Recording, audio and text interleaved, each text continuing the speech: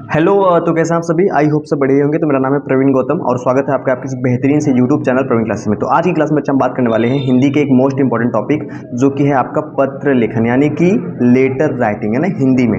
यह टॉपिक बिल्कुल नया टॉपिक है, क्योंकि ये टॉपिक पिछले साल यानी कि 2024 में ही जुड़ा है। तो अगर आप 2025 में आप चाहते हैं कि आपके पत्र लिखन से एक भी नंबर ना कटे, तो बच्चा इस वीडियो को अंत तक जरूर देखना, ठीक है ना। क्योंकि इस वीडियो में मैंने आपको बताया है कि पत्र लेखन यानी चूंकि अभी ये बिल्कुल नया टॉपिक है, 2024 में ही जुड़ा है, तो कौन कौन से क्वेश्चन इंपॉर्टेंट है, कौन कौन से क्वेश्चन 2025 में आ सकते हैं, कौन कौन से क्वेश्चन 2024 में आए थे, ये सारी की सारी बातें मैं आज की वीडियो में आपको बताने वाला हूँ, ठीक है ना। मैं आपको ये भी बताने वाला हूँ कि पत्र लेखन लिखते कैसे ना, ये सारी की सारी बातें मैं यहाँ पे लेके आया हूँ, ठीक है। कि पत्र लेखन लिखने का जो सही तरीका होता है वो क्या होता है और कौन से क्वेश्चन इंपॉर्टेंट है, मैं वो भी लेके आया हूँ, ठीक है बच्चा। तो आपको सारी की सारी बातें बताऊंगा ताकि आपको बेहतर से बेहतर, है ना, नंबर मिल सके। यहाँ पे देखो मैंने क्या लिखा है, 2024 एचएसजी में ये क्वेश्चन आया है, कौन से आपको याद करने हैं, कौन से नहीं याद करने हैं ना, सारी की सारी बातें आज की वीडियो में क्लियर होने वाली, ठीक है।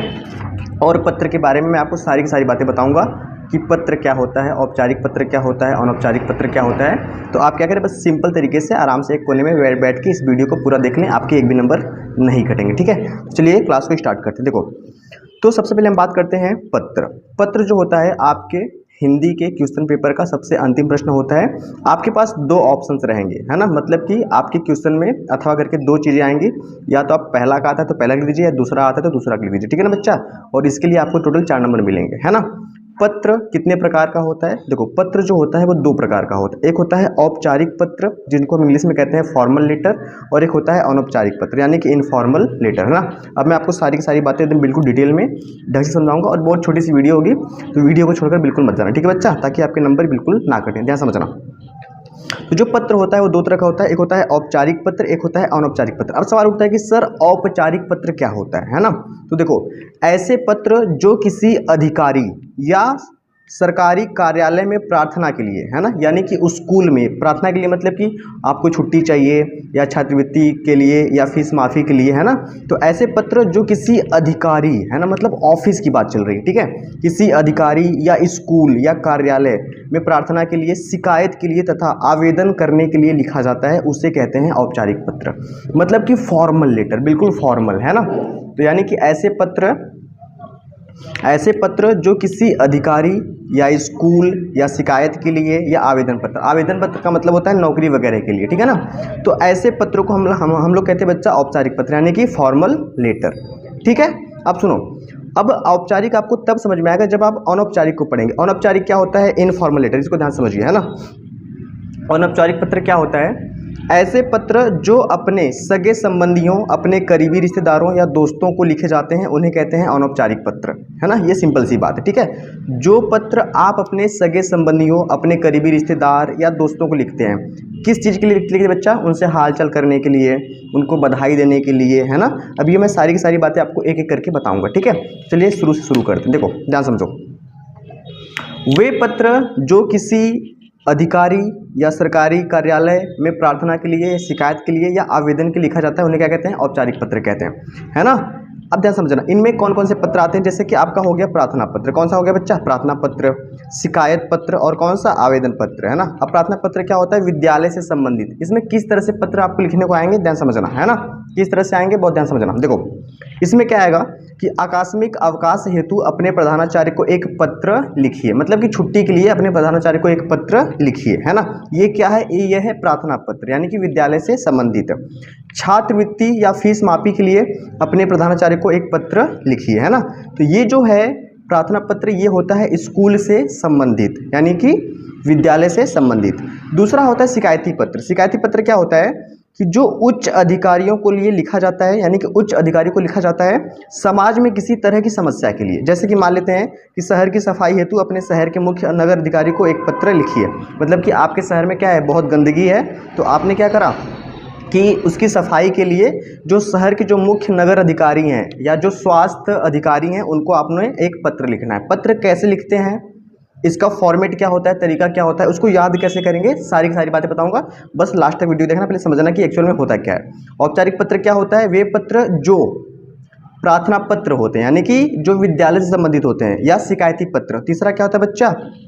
आवेदन पत्र, है ना। इसमें मैंने एक बात और लिखी है कि उत्तर मध्य रेलवे को एक शिकायती पत्र लिखी जिसमें टिकट निरीक्षक द्वारा किए गए अभद्र व्यवहार, टिकट निरीक्षक का मतलब होता है टीटी ने क्या करा, आपके साथ बदसलूकी करी, यानी कि बदतमीजी करी, है ना, और आपने उसकी शिकायत करने के लिए रेलवे अधिकारी को क्या करा, एक पत्र लिखा। तो ये हो गया शिकायती पत्र। आवेदन पत्र जो होता है वो आपके एग्जाम में नहीं आता है ना। आवेदन पत्र बिल्कुल प्रार्थना पत्र की तरह होता है, तो इसकी चिंता नहीं करेंगे, ये आपके एग्जाम में नहीं आता है, ठीक है बच्चा। तो औपचारिक पत्र क्या होता है, वे पत्र जो ऑफिस या स्कूल वगैरह के लिए लिखा जाता है ना, उन्हें कहते हैं औपचारिक पत्र। अनौपचारिक मैंने आपको बताया कि जो आप अपने सगे संबंधियों, करीबी रिश्तेदारों या दोस्तों को लिखते हैं उन्हें कहते हैं अनौपचारिक पत्र। इनमें कौन कौन से पत्र आते हैं, जैसे बधाई पत्र। जैसे मान लेते हैं कि आपका जो मित्र है वह अपने क्लास में फर्स्ट आ गया, तो उसको बधाई देने के लिए एक पत्र लिख लीजिए। मान लेते हैं कि आपकी दीदी की शादी है, तो आप अपने दोस्त को बुलाना चाहते हैं, उसके लिए पत्र लिख लीजिए, ठीक है ना। व्यक्तिगत पत्र मतलब कि हाल चाल पूछने के लिए, जो पत्र हाल चाल पूछने के लिए उपयोग किया जाता है उन्हें कहते हैं व्यक्तिगत पत्र। जैसे आपने अपने माता पिता को, है ना, पत्र लिखा उनके स्वास्थ्य के बारे में जानने के लिए, है ना, या पिता को आपने पत्र लिखा। जैसे मान लेते हैं आप कहीं पे रह के तैयारी कर रहे हैं, आपने कहा कि पिताजी जो पैसे आप भेजते हैं वो बहुत कम हो पाता है, ठीक है ना, थोड़े से पैसे और बढ़ा के भेजें, यानी कि पिता से मासिक जेब खर्च बढ़ाने के संबंध में। तो जो भी पत्र अपने सगे संबंधियों या रिश्तेदारों को लिखे जाते हैं उन्हें कहते हैं इनफॉर्मल लेटर, यानी कि अनौपचारिक, है ना, बस ऐसे ही। लेकिन जो पत्र आप किसी कार्यालय, स्कूल, है ना, इस जगह लिखेंगे तो आप बिल्कुल फॉर्मल तरीके से, मतलब बिल्कुल सुसज्जित, सुसंगठित, सुव्यवस्थित, मतलब कि एकदम अच्छे ढंग से लिखेंगे, ठीक है बच्चा। उनमें जो शब्द लिखेंगे वो अच्छा लिखेंगे, ताकि किसी की नज़र में ये ना हो कि आपने पत्र को बिल्कुल बस ऐसे ही लिख दिया है। और लेकिन अनौपचारिक पत्र का मतलब क्या होता है, घरेलू पत्र। आपने सिंपल लैंग्वेज का यूज़ किया है ना, कि मैं ठीक हूँ, आप कैसे हैं, है ना, मुझे आपकी बहुत याद आ रही है ना, आपकी तबीयत कैसी है, ये होता है इनफॉर्मल, मतलब कि अनौपचारिक, ठीक है बच्चा। अब बात करते हैं कि कुल मिला के मैंने आपको क्या बताया, ध्यान समझना। कुल मिला के सारी बातों का एकदम एक बात है ना, सिंपल समझो।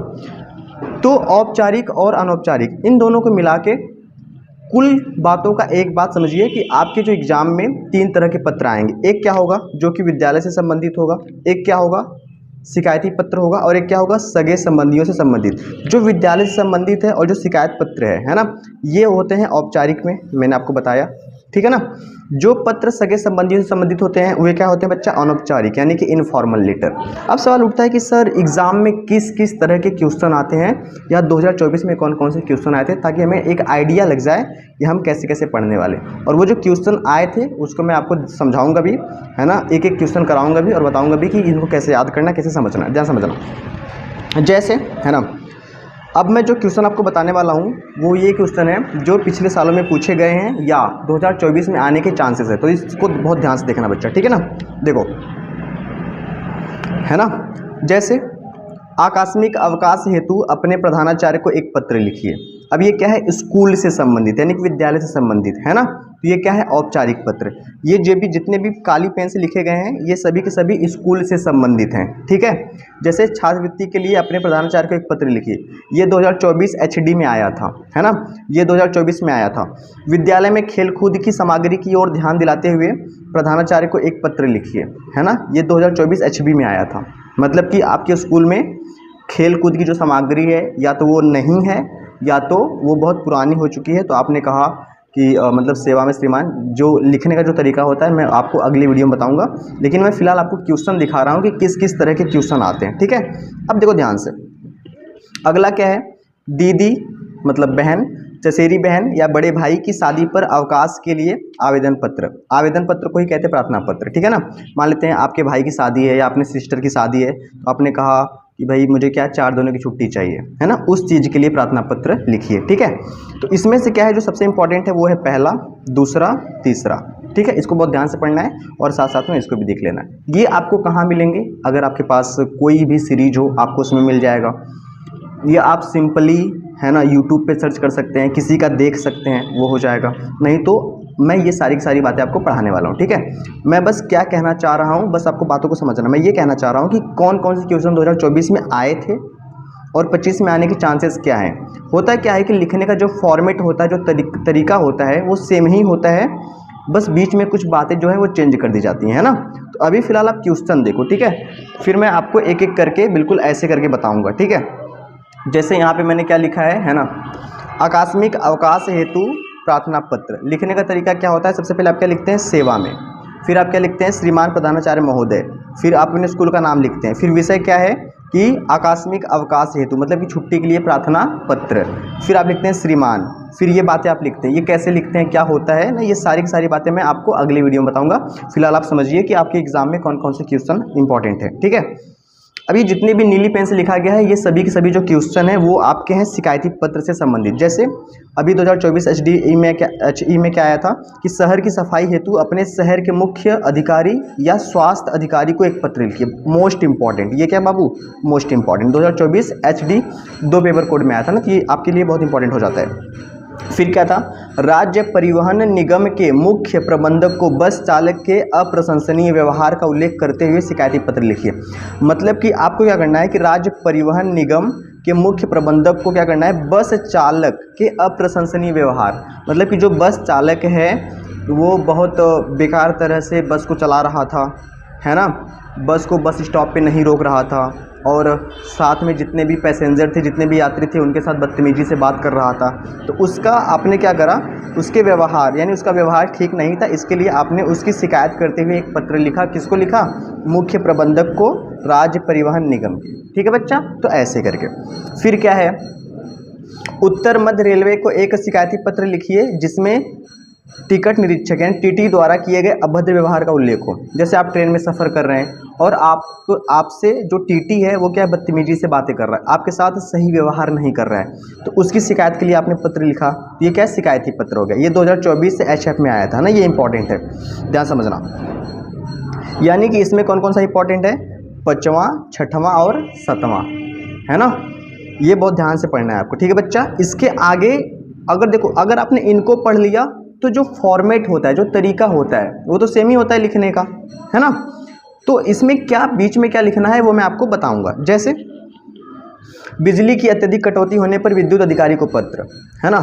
अब लिखने का फॉर्मेट कैसा होगा, जैसे आप क्या लिखेंगे, सेवा में विद्युत अधिकारी, है ना, फिर आपकी जो विद्युत यानी कि जो बिजली है वो कहाँ से आती है, उस, है ना, बाज़ार, उस ज़िले का आप नाम लिखेंगे, ठीक है। ये कैसे होता है मैं आपको नेक्स्ट वीडियो में बताऊंगा, मैं बार बार कह रहा हूँ, ठीक है। फिलहाल आप देखो क्वेश्चन कैसे कैसे होते हैं। जिला अधिकारी को एक पत्र लिखिए जिसमें लाउड स्पीकरों को बंद कराने के लिए, मतलब अब क्या है, आपका एग्जाम टाइम चल रहा है और कोई, है ना, मतलब पिछले 3, 4, 5 दिन से या 1 हफ्ते से लगातार डीजे बजा रहा है, तो आपने पत्र लिखा कि कृपया करके जब तक हम लोगों का पेपर चल रहा है तब तक क्या करें, वो लाउड स्पीकर को थोड़ा बंद कर दें, है ना। तो ये आपके क्षेत्र में जल की अनियमित आपूर्ति के संबंध में एक शिकायत पत्र लिखिए। मतलब कि आपके क्षेत्र में जो जल है वह क्या है, सही तरीके से नहीं आ रहा है, कभी कभी नहीं आ रहा है ना, 3-4 दिन हो जा रहे हैं, जल आ ही नहीं पा रहा, इसके लिए शिकायत पत्र लिख लिए।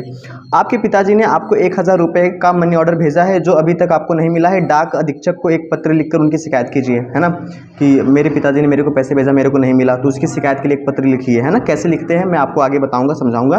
फिलहाल आप देखिए क्वेश्चन कैसे कैसे एग्जाम में आता है, ठीक है। मान लेते हैं कि बस यात्रा में यात्रा करते हुए आपका बैग छूट गया था, जिसमें ज़रूरी कागज़ और रुपये थे, उससे बस कंडक्टर ने आपके घर आकर लौटा दिया, ठीक है। उसकी प्रशंसा करते हुए परिवहन निगम के अध्यक्ष को एक पत्र लिखिए। मतलब कि हुआ क्या कि बस यात्रा करते समय आपका बैग उसमें छूट गया, उसमें क्या था, कागज़, इंपॉर्टेंट कागज़ था, और क्या था बच्चा, रुपया था। लेकिन कंडक्टर इतना अच्छा आदमी था कि जिसने क्या करा, आपके घर आके उस बैग को लौटा दिया। तो अब आप उसकी प्रशंसा करते हुए अध्यक्ष को क्या करिए, एक पत्र लिखिए, है ना।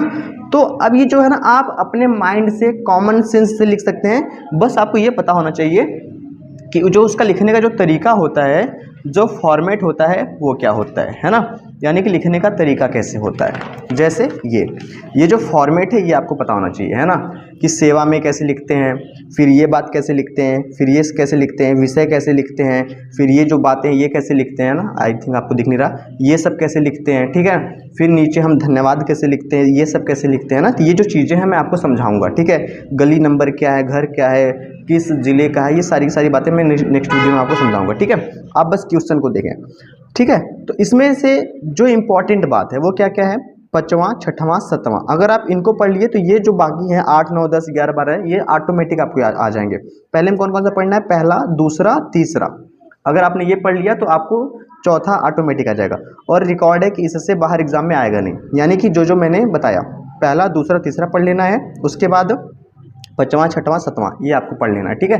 कहीं से भी पढ़ लो, सीरीज में मिल जाएगा आपको, ठीक है बच्चा। आगे बढ़ते हैं, देखो अब आता है जो मैंने आपको पढ़ाया, दो तरह का पत्र पढ़ाया। कितने तरह का बच्चा? दो तरह का। उसमें क्या था? एक था विद्यालय से संबंधित और दूसरा कौन सा था?